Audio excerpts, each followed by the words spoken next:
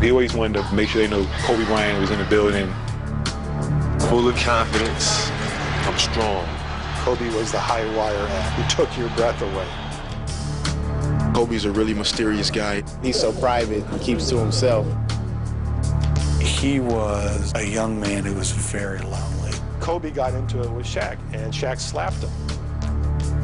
Why was Kobe rushing into this? Why was he marrying someone so young?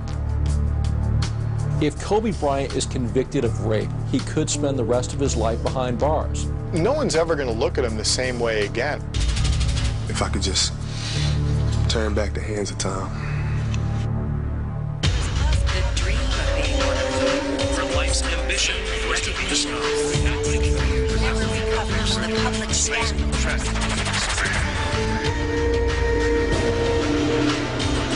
July 6, 2003. The sports world was rocked when news broke that wholesome NBA superstar Kobe Bryant was arrested for sexual assault. Hearing those allegations, it messed me up. Like, no, that can't be true.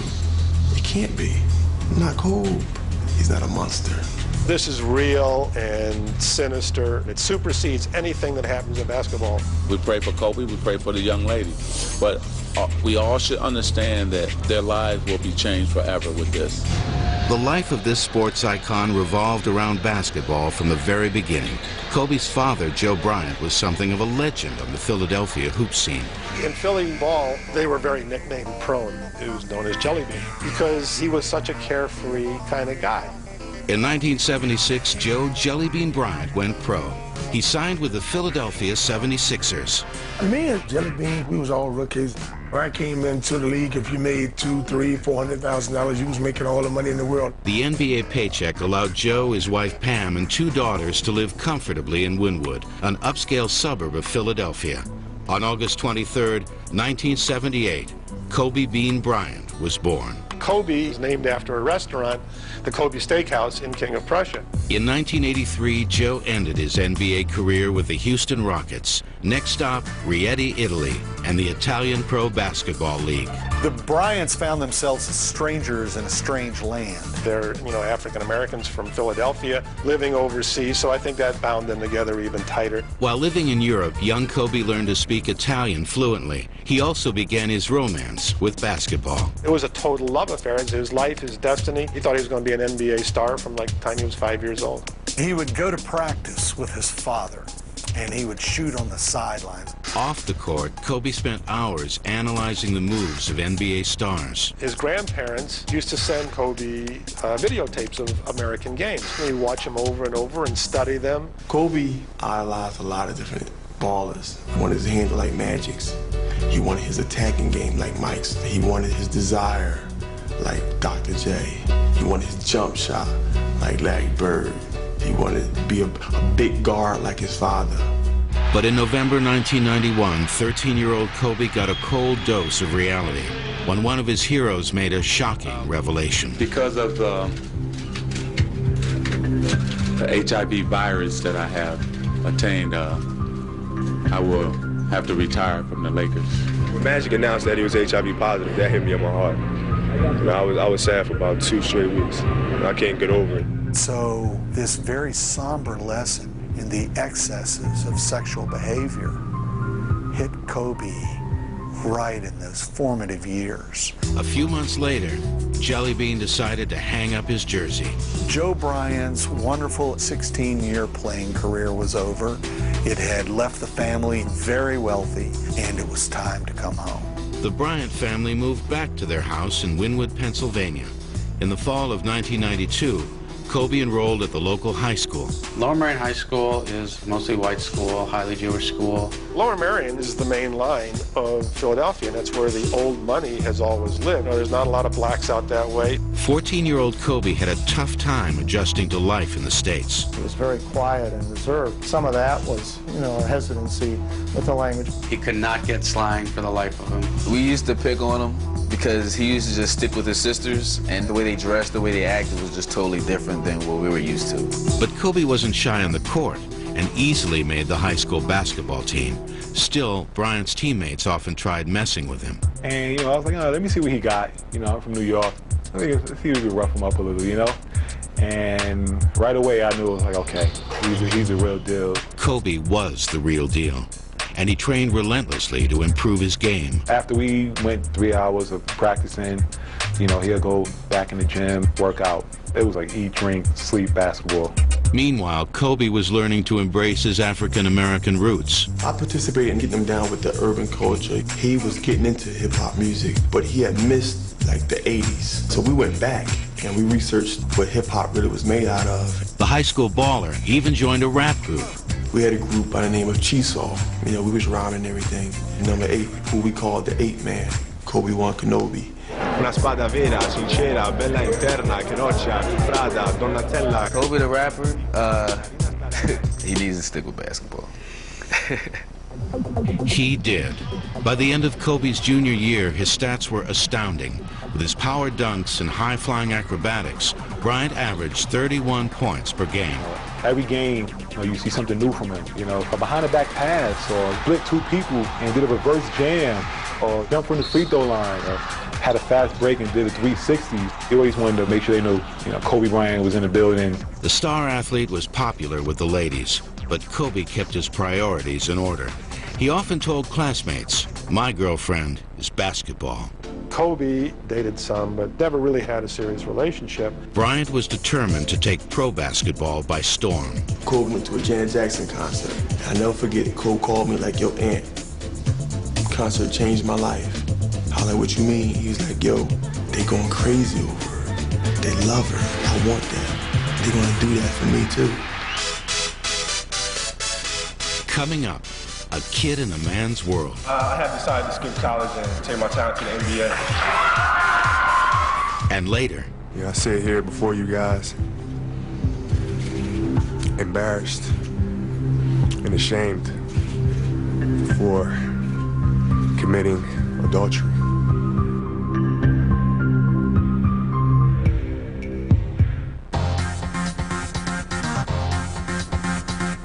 In 1995, college coaches and NBA scouts were buzzing about 17-year-old Kobe Bryant. The lanky 6'5" kid didn't grow up on the mean streets of Philly, but he was tough and hungry on the court. By the time he was a senior at Lower Merion High School, everyone knew who Kobe Bryant was. Basketball fans came from far and wide to see the boy wonder play. Kobe Bryant.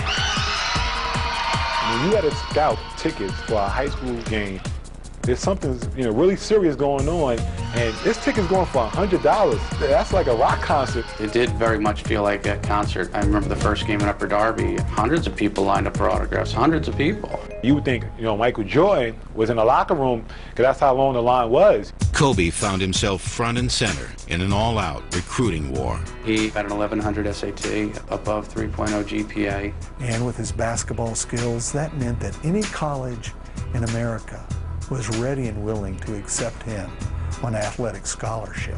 He used to come back from the guidance council with like stacks of letters. He put them under his desk and they would just fall on the floor. There'd be like 30, 35 letters. In the spring of 1996, the Lower Merion High School team blazed their way to the state playoffs.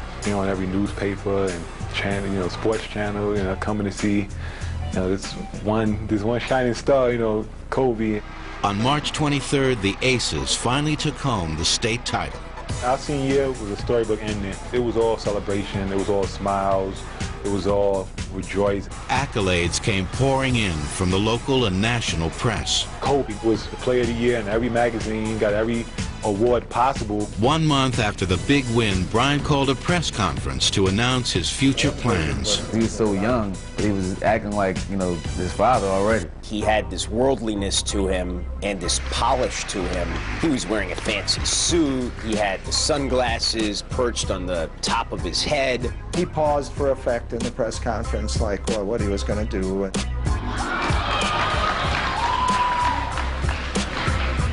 No, I have decided to skip college and take my talent to the NBA.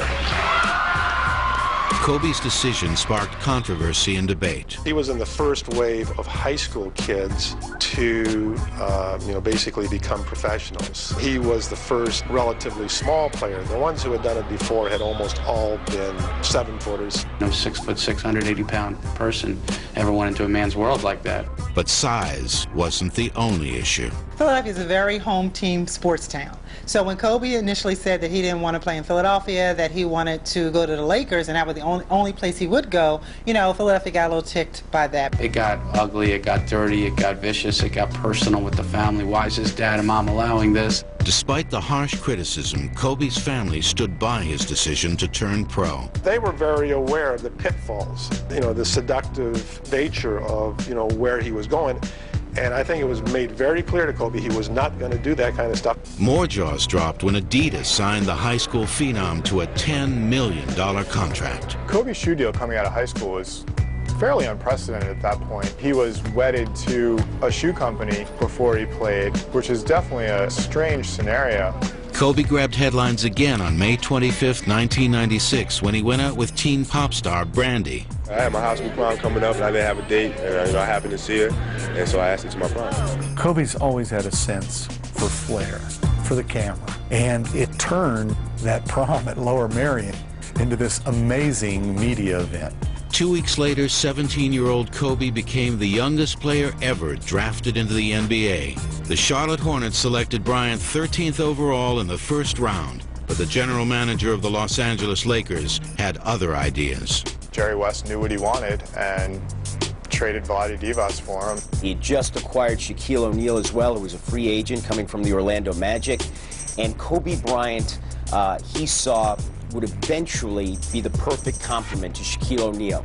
Kobe signed a 3-year, $3.5 million contract. The Lakers were going to be one of the top teams, and then everybody else would just have to figure out how they were going to deal with these two guys who were basically going to be the greatest tandem the game had ever seen.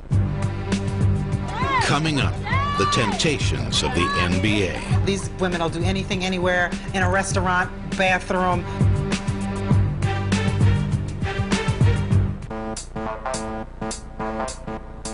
In July 1996, Kobe Bryant signed with his dream team, the Los Angeles Lakers. A few weeks later, the 17-year-old rookie and his family left Philadelphia and moved west. Kobe was right where he wanted to be, in the land of big stars and bigger egos.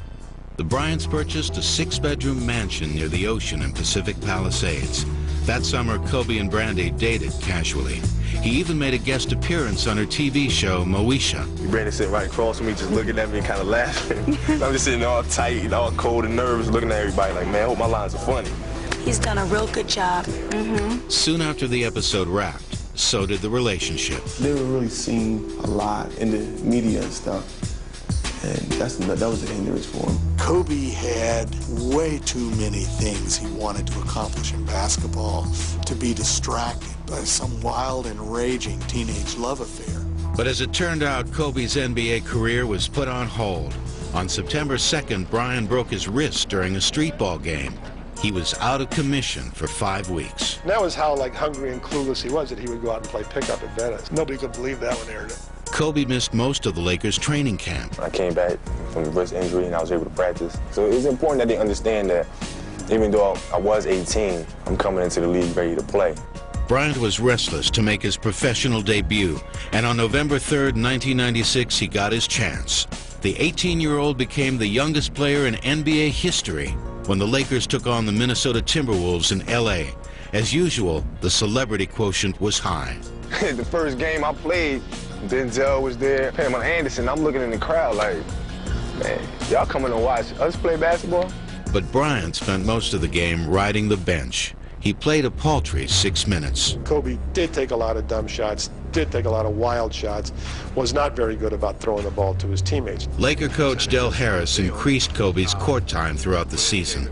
Still, he remained strictly a role player. It was frustrating for Kobe initially because not only was he no longer the superstar that he had been in high school, he wasn't even playing. When Bryant did play, he often put on an awe-inspiring show. Kobe was the high wire act, the one that, who took your breath away. Kobe's moves thrilled fans, but his teammates thought the young gun was grandstanding. Shaquille O'Neal started nicknaming Kobe Showboat because here's this player that's so focused on showboating, he really doesn't understand yet what it takes to win. Bryant was untamed on the court. Off the court was a different story. He did not like go out and party, and he didn't hang out with guys on the team. He's the youngest and most innocent of us all. He's so private, you know, that he keeps to himself. Spent a lot of time reading his Bible, you know, he read a lot. It was very difficult. All of your teammates, they're older people. They go to clubs. They're sampling that special life that an NBA player can live. For some players, that special life meant a walk on the wild side. Temptation, man, it is a dog. There are women available all over the place. There's women out there wall to wall and treetop tall. These women will do anything, anywhere, in a restaurant, bathroom. Some women just want to be able to say they slept with an athlete. The girls wanted to just lay with you and play with you. There was always beautiful women everywhere you went, and it was hard, you know, to say no. I think Kobe was one who said no. He had a very strong family structure, so I knew he would be okay as far as handling the different side of the NBA. Shaquille O'Neal, the Lakers' 7'1" center, thought Kobe could use a little advice. Kobe needed some maturing, and Shaquille first reached out to Kobe. Now, Kobe, you know, may have been the youngest and frailest looking, and he didn't want an older brother, and he let Shaquille know. Kobe's a really mysterious guy. He doesn't really allow too many people to get on the inside of his whole thing. It could appear he was kind of aloof, but he wasn't sure how to fit in that early. He tried to fit in the one place he definitely knew how, which was on the court. On February 8th, 1997, Kobe finally got the chance to strut his stuff when he won the slam dunk contest at All-Star Weekend. Executives with the Coca-Cola Company were impressed. They signed Kobe to a $4 million deal to endorse Sprite. He scored a lot of points. He's in La La Land, you know. He's, you know, the wonder kid, but he has that sex appeal for the young generation. In the spring of '97, the Lakers met the Utah Jazz in the conference semifinals. The deciding game of the series went down to the wire. The Lakers were trailing by 1 point, and time was running out. Kobe Bryant prided himself on taking the big shot, and he took it. And it didn't work out. You know, he didn't hit anything. The fans are yelling, air ball, air ball. And I mean, it's just a crushing level of noise. And it's on national TV. And it's a tremendous humiliation. Just like that, the Lakers season was over. And everybody went nuts, and, you know, and is this gonna haunt him for the rest of his career? That summer, Kobe retreated to Philly with his family to lick his wounds. In October 1997, he returned for his second season with the Lakers. He was still a young player, still fighting for playing time. But he had so much talent. He had all of these moves that he'd studied. He had all of Michael Jordan's moves. So many moves, in fact, the press dubbed the 19-year-old MJ's heir apparent. People would always compare him to Michael Jordan, you know, and think for about 5 minutes he found it flattering. And then, you know, he got very tired of it. Coming up, Kobe's full court press. Vanessa was just finishing up high school, and he was very smitten with her very quickly.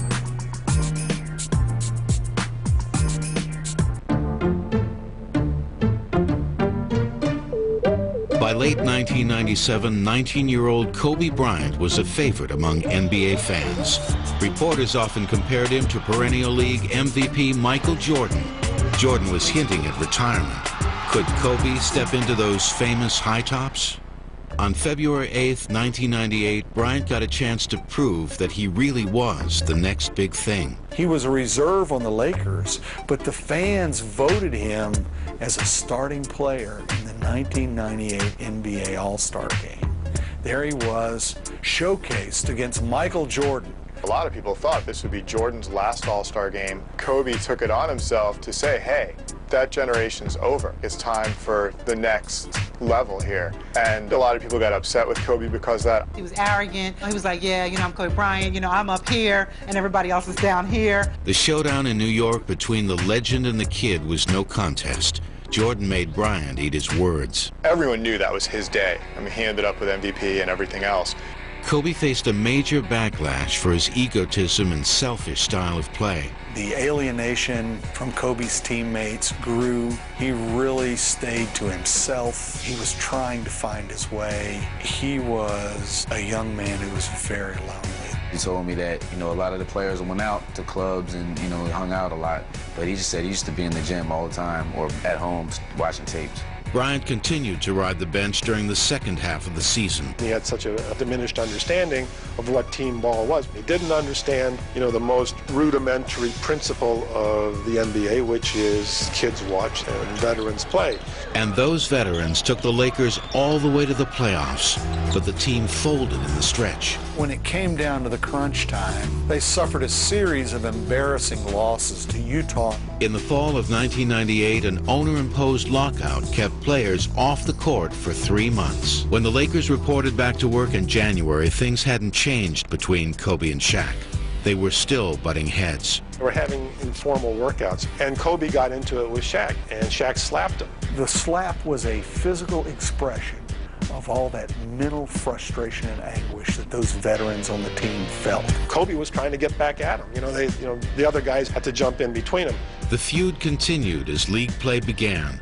The team performed poorly, and the coach became expendable. Lakers owner Jerry Buss decided that it was time to fire Del Harris, and the team was turned over to Kurt Rambis, who had been a very popular Laker, but had never been a head coach. They also brought in Dennis Rodman, who had played on 5 championship teams, but adding Dennis Rodman to any mix is certainly not going to make it more stable. In fact, the situation was pure chaos. Still, the Lakers advanced to the playoffs. In the spring of 1999, they went toe-to-toe with the San Antonio Spurs. It was a short series. And Spurs stepped up and swept the Lakers 4-0 in the wake. Heads rolled. The Lakers decided to replace Kurt Rambis because they wanted the kind of coach who was proven and who could solve the personality differences. 53-year-old Phil Jackson was that kind of coach. From 1991 to 1998, Jackson led Michael Jordan and the Chicago Bulls to 6 NBA titles. Phil Jackson is arguably the greatest coach in NBA history. He was the ideal choice because he had credibility as well as his methodology. He focused a lot on the cerebral aspects of the game as much as the physical. Jackson signed with the Lakers in June 1999. His first order of business, ease the tension between Bryant and O'Neal. He had enough patience to realize this wasn't going to be something that would happen instantaneously. I'm a little bit frazzled. There's a lot of energy, disconnected energy. We got to get focused.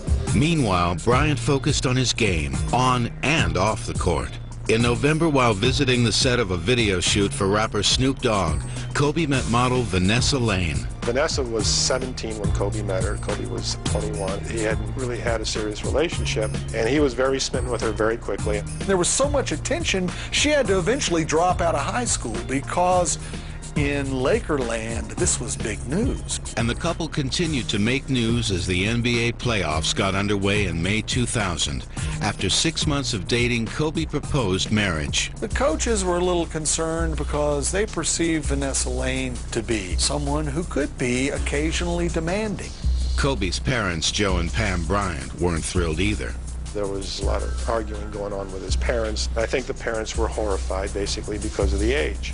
The next thing you knew, Joe and Pam had gone back to Philadelphia. Kobe was hurt by it, and his parents were withdrawing communication from him.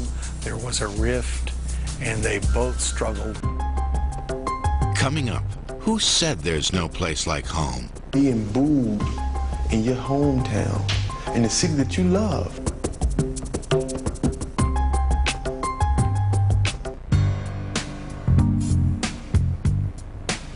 In spring 2000, 21-year-old Kobe Bryant shocked his teammates and his parents when he popped the question to 18-year-old Vanessa Lane.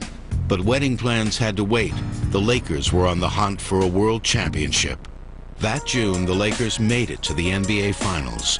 Then in Game 2 against the Indiana Pacers, Kobe went down hard. It was a bad ankle sprain. He just lay there on the floor just hoping it wasn't going to be a season-ending injury. Despite the pain, Kobe bounced back to help the Lakers win the NBA title in 5 games. That was the first time that you could see Kobe had become the guy who can win you championships. But that fall, Kobe and Shaq continued to battle. As Derek Fisher said, you know, this is like a marriage gone bad. Well, Kobe Bryant wanted to be taking his jump shots, and Kobe Bryant wanted the ball, and Kobe Bryant wants his dunks. But the fact remains that Shaquille O'Neal is the man Lakers run their offense through. And so it was frustrating for him that he has to share the ball with Shaquille O'Neal. Kobe was also at odds with the coach known as the Zen Master.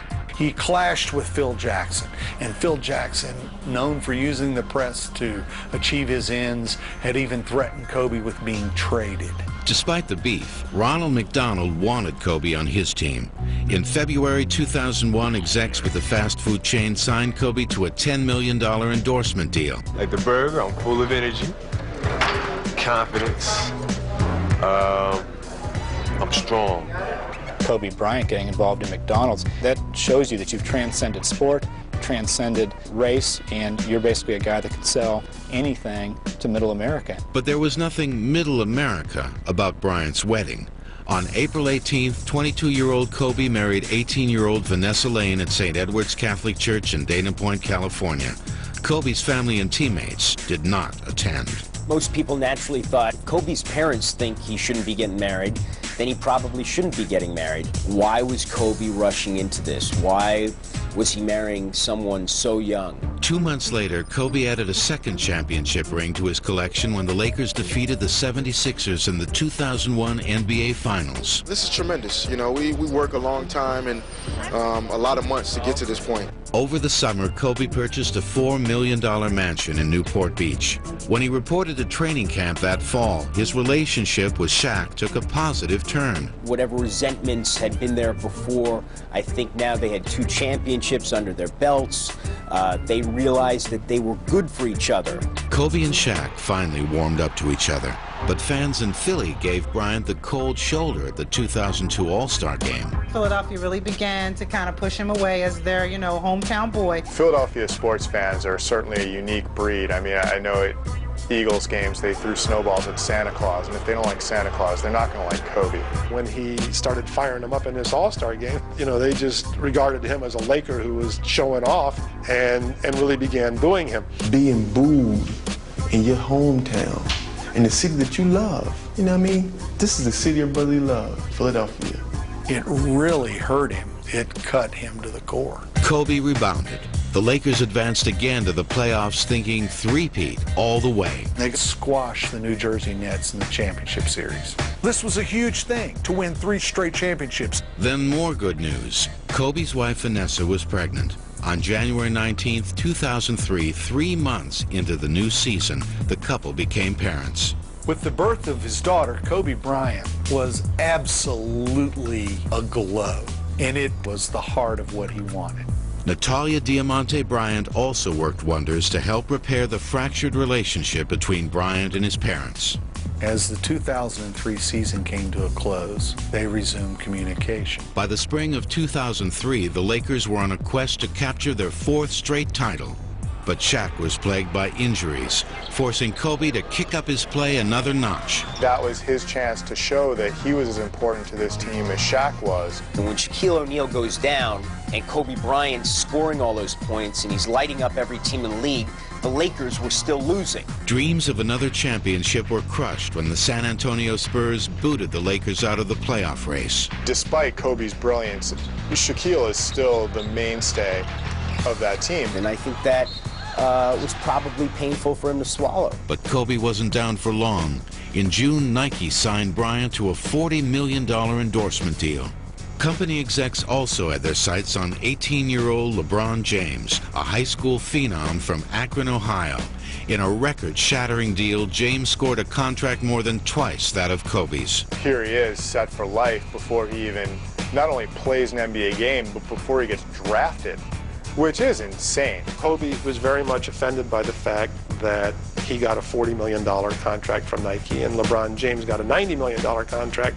LeBron James was big news, but Kobe Bryant was about to steal back the spotlight. On June 30th, 2003, Kobe boarded a plane for Colorado to undergo knee surgery. It would be a very fateful trip. Coming up. I didn't force her to do anything against her will.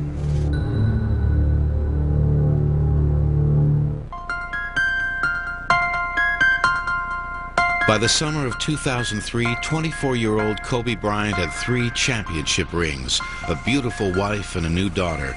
But when Bryant left LA for a knee operation, his seemingly perfect life took a radical turn. On June 30th, Kobe and his entourage arrived at the Lodge and Spa at Cordillera in Edwards, Colorado. He was checking into the hotel around 10 p.m. at night, and he noticed this young lady working at the front desk. The woman was a 19-year-old blonde college student who worked as a concierge at the posh hotel. According to police reports, the following events allegedly transpired over the next 24 hours. Kobe had the private tour with her. They were flirting, and he said, "Come up to my room later." And she did come up to his room. The woman and Kobe were reportedly alone in his suite for 20 minutes to an hour. What's the girl doing up that late coming to his room? What's he doing entertaining in his room? He's a married man. Where was his bodyguard? Kobe Bryant's bodyguards were not in the room next door, but in fact on a different floor in the hotel. The next morning, Bryant went to the Stedman Hawkins Clinic to undergo knee surgery. Meanwhile, the young woman called the Eagle County Sheriff's Department. She told police that Bryant sexually assaulted her. They came and took a statement from her at her home. And then, after that, they went down to the police station and videotaped her testimony. She was taken to the hospital and given a rape kit, which means that she was given a thorough exam. They have photographs of a bruise on her face, and they have photographs of her vaginal area with lacerations. So there is the implication that by force he kept her from leaving the room and then engaged in sexual intercourse. On the other end of town, Kobe returned to the lodge at 2 p.m. following outpatient surgery. Then, shortly before midnight, he received some unexpected visitors. The detectives showed up at the lodge to interview him and collect evidence. What they wanted from him was DNA. At 2:30 a.m. on July 2nd, Bryant voluntarily accompanied police to Valley View Hospital in Glenwood Springs. Samples of his DNA were taken. After that, he flew back home to California. He confronted his wife about it, and obviously she wasn't happy about it. And the bad news kept coming. On July 3rd, Kobe learned that a warrant had been issued for his arrest. He and Vanessa, it must have been a painful flight, they hopped on a private plane and went to Eagle, Colorado. At that point, Kobe was taken to the jail, and he was processed, and he got out on $25,000 bail. On July 6, 2003, the Eagle County Sheriff announced that Bryant had been arrested for felony sexual assault. The shocking news spread quickly. Turning to the news, I'm hearing these allegations. I'm like, oh my goodness, not my man. I can't see Kobe jaywalking, let alone like sexual assault. There was shock when these allegations arose because it didn't click with what we thought we knew about Kobe Bryant. He was almost like this perfect person. He became imperfect now in people's mind. The story out of tiny Eagle, Colorado led newscasts around the country. Before long, the background of the alleged victim surfaced. She graduated from Eagle Valley High School in 2002. In high school, she was a cheerleader. She was a member of her band. She also did a lot of acting and drama, a lot of singing and choir as well. She liked being social. She definitely liked attention. At one point, she and another friend flew to Austin, Texas to try out for American Idol. Neither made the cut. And I know she was really devastated about that because, you know, she doesn't want to be a star. We have various friends who have said that she tried to overdose on pills. 2 attempts were cries for help to her on-again, off-again boyfriend at the time to get him to come back to her. Some members of the media have brought that to light and called into question her credibility. Kobe's reputation also took a beating. And if you're an NBA star and you're just married and you have a kid and you're charged with rape, from a public relations point of view, it's devastating. On July 18th, 2003, Kobe told his side of the story. I didn't force her to do anything against her will. I'm innocent. You know, I love my wife with all my heart.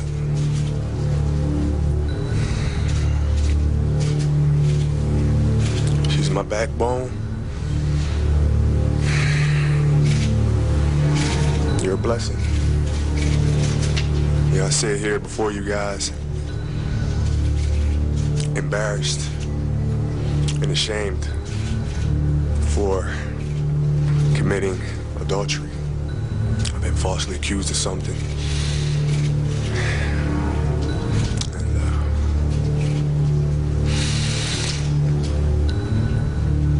I'm innocent. And shoulder to shoulder, we're gonna fight this all the way to the end. It offended some people because it appeared so staged and so calculated to prove to people that his wife was still on his side. 3 days later, Kobe was spotted buying Vanessa the ultimate apology gift. Kobe went to a Santa Monica jewelry store and bought a $4 million diamond ring, and he gave it to his wife. There were some who believe this was a gesture to make her forgive him. He's looking for people to say, see, if she's still with them and they've worked it out, it must be fine. Kobe's public plays didn't stop there.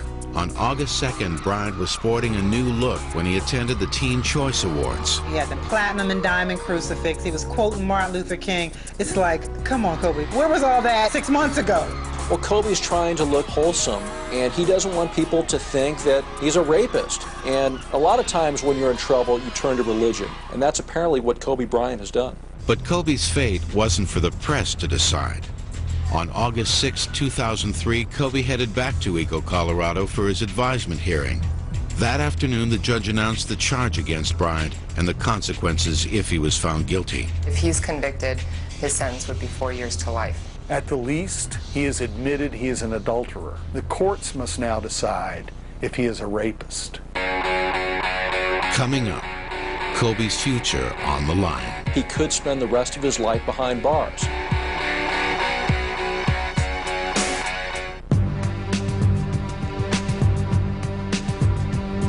On the night of June 30th, 2003, an encounter in a Colorado hotel room changed two people's lives forever.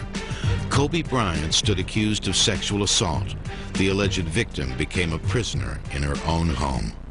The small town of Eagle was still reeling from the media maelstrom when the Kobe Bryant story took a very bizarre turn. On September 18th, 2003, reports surfaced about a murder-for-hire plot. A Swiss-born bodybuilder had approached Kobe Bryant's security and basically offered to take care of the problem. And they realized he was talking about a hit, disposing of in some form or fashion the accuser. Kobe had absolutely nothing to do with this.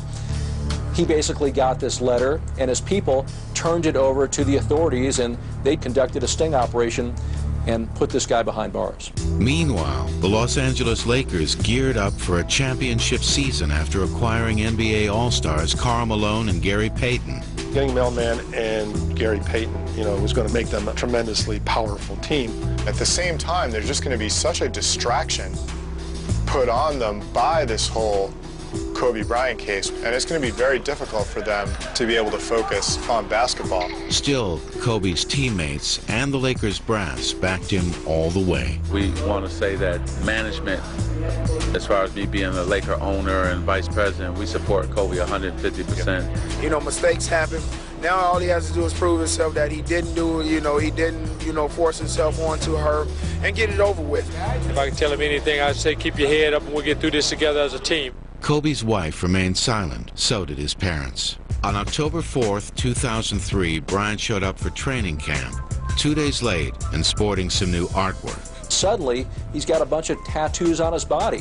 He's got his baby's name on there, he's got Vanessa on there, and he has some religious reference on his shoulder. And apparently Kobe has turned to religion, and he's making a very public reference to that by having these tattoos. 5 days later, Kobe was back in a Colorado courtroom. The preliminary hearing consisted mainly of testimony from the lead detective in the case, Doug Winters. He discussed the woman's allegations in great detail. She told the detective that Kobe Bryant bent her over a chair and forcibly had sex with her. That was powerful testimony. Then Kobe's lawyer, Pamela Mackey, dropped this bombshell in court. She said, are these injuries consistent with someone having sex with 3 different men in 3 days. Mackey argued that injuries found during the woman's exam could have come from multiple sexual encounters, not an attack by Bryant. The defense was able to bring out the fact that on June 28th, 2 days before the incident at the Cordillera Resort and Spa, the accuser had sex and the guy wore a condom. Then she admits that. There's the incident with Kobe Bryant. Kobe says it was consensual sex. She says it was rape. And then, is there a third guy? Well, when the accuser went to her rape exam, not only did they find semen in her panties that did not come from Kobe Bryant, they also found pubic hair from a Caucasian. Bryant's attorneys also took shots at other key elements of the prosecution's case. The detective testified there were no marks on the accuser's neck, which we were led to believe. There was only a small bruise on her left jaw.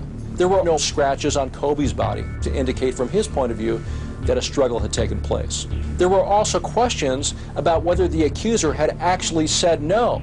On October 20th, Judge Frederick Gannett announced his decision. And after 2 days of riveting testimony, the judge determined that Kobe Bryant must stand trial. As the hysteria surrounding Bryant's case grew, so did tension among the Lakers. This is something that could completely blow it apart, you know, and could be disastrous. Bryant returned to the lineup on November 1st. In Lakerland, he was welcomed with open arms, but at away games, Kobe was booed mercilessly. It's going to be a big distraction. It's going to be a story every time he steps foot on the court, and every time he has to go to Colorado for a hearing. And that's exactly where Bryant was on November 13th, 2003. The hearing was Kobe's first appearance in State District Court. It was a short hearing, and the judge ruled that Kobe Bryant can remain free on $25,000 bail. The trial is expected to begin in the summer of 2004. If convicted, Kobe could get 20 years probation or 4 years to life in prison. His basketball career will likely be over. And certainly his endorsements will not just evaporate, but any chance of him having a marketing career will be gone. Experts predict the assault case could cost Bryant more than $100 million in potential earnings. I think by the time that jury makes its decision, he could care less about whether he's ever going to make another dime off of Sprite or Nike. He's just going to care about his freedom. In the meantime, Kobe Bryant's future hangs in the balance. This is not like another basketball game. This has real consequences. It won't be clean, and it won't be quick, and there won't be any heroes in it. Even if Kobe Bryant is acquitted of this crime, he'll never be the same pristine Kobe Bryant. No matter what happens, no one's ever going to look at him the same way again. I just would want to know that I support him 100%. And, you know, if he ever needs somebody to talk to, then I'm here. As long as he gets a fair trial and, you know, the truth comes out, you know, I wish the best. And I believe with the help of people and their prayers that everything will turn out right for him, you know, and for her also. Nobody wins in this, whether that be the young lady or Kobe. And we hope that both families will recover from this.